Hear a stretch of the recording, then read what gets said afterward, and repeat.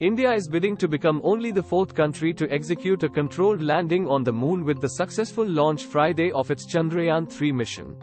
Chandrayan, which means moon vehicle in Sanskrit, blasted off from the Satish Dhawan Space Center at Sriharikota in southern Andhra Pradesh state at just after 2:30 p.m. local time, 5 a.m. Eastern Time. Crowds gathered at the Space Center to watch the history-making launch, and more than 1 million people tuned in to watch on YouTube. The Indian Space Research Organization confirmed on Twitter later Friday that Chandrayan-3 is in precise orbit and has begun its journey to the moon. It added that the health of the spacecraft is normal. In response, Indian Prime Minister Narendra Modi tweeted, "Chandrayan-3 scripts a new chapter in India's space odyssey. It soars high, elevating the dreams and ambitions of every Indian. This momentous achievement is a testament to our scientists' relentless dedication. I salute their spirit and ingenuity." The craft is expected to land on the moon on August 23. It's India's second attempt at a soft landing, after its previous effort with the Chandrayaan-2 in 2019 failed.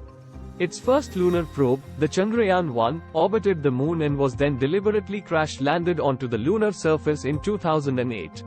Developed by the Indian Space Research Organization, ISRO, Chandrayaan-3 is comprised of a lander, propulsion module and rover.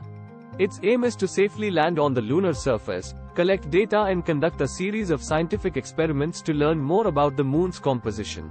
Only 3 other countries have achieved the complicated feat of soft landing a spacecraft on the moon's surface: the United States, Russia and China. Indian engineers have been working on the launch for years. They are aiming to land Chandrayaan-3 near the challenging terrain of the moon's unexplored south pole. India's maiden lunar mission, Chandrayaan-1, discovered water molecules on the moon's surface.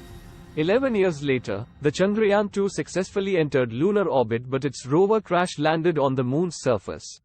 It too was supposed to explore the moon's south pole. At the time, Indian Prime Minister Narendra Modi hailed the engineers behind the mission despite the failure, promising to keep working on India's space program and ambitions. Just before Friday's launch, Modi said the day will always be etched in golden letters as far as India's space sector is concerned. This remarkable mission will carry the hopes and dreams of our nation, he said in a Twitter post. India has since spent about $75 million on its Chandrayaan-3 mission. Modi said the rocket will cover more than 300,000 kilometers, 186,411 miles, and reach the moon in the coming weeks. Decades in the making.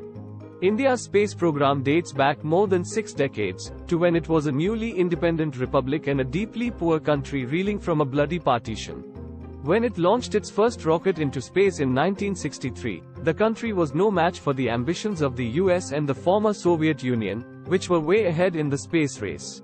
Now, India is the world's most populous nation and its 5th largest economy. It boasts a burgeoning young population and is home to a growing hub of innovation and technology. And India's space ambitions have been playing catch-up under Modi. For the leader, who swept to power in 2014 on a ticket of nationalism and future greatness, India's space program is a symbol of the country's rising prominence on the global stage. In 2014, India became the first Asian nation to reach Mars, when it put the Mangalyaan probe into orbit around the Red Planet, for $74 million, less than the $100 million Hollywood spent making space thriller, Gravity. 3 years later, India launched a record 104 satellites in one mission. In 2019, Modi announced in a rare televised address that India had shot down one of its own satellites, in what it claimed was an anti-satellite test, making it one of only 4 countries to do so. That same year, ISRO's former chairman Kailasawadivu Sivan said India was planning to set up an independent space station by 2030. Currently, the only space stations available for expedition crews are the International Space Station, a joint project between several countries, and China's Tiangong Space Station. The rapid development and innovation has made space tech one of India's hottest sectors for investors, and world leaders appear to have taken notice. Last month, when Modi met US President Joe Biden in Washington on a state visit, the White House said both leaders sought more collaboration in the space economy. And India's space ambitions do not stop at the moon or Mars. ISRO has also proposed sending an orbiter to Venus. Thanks for watching.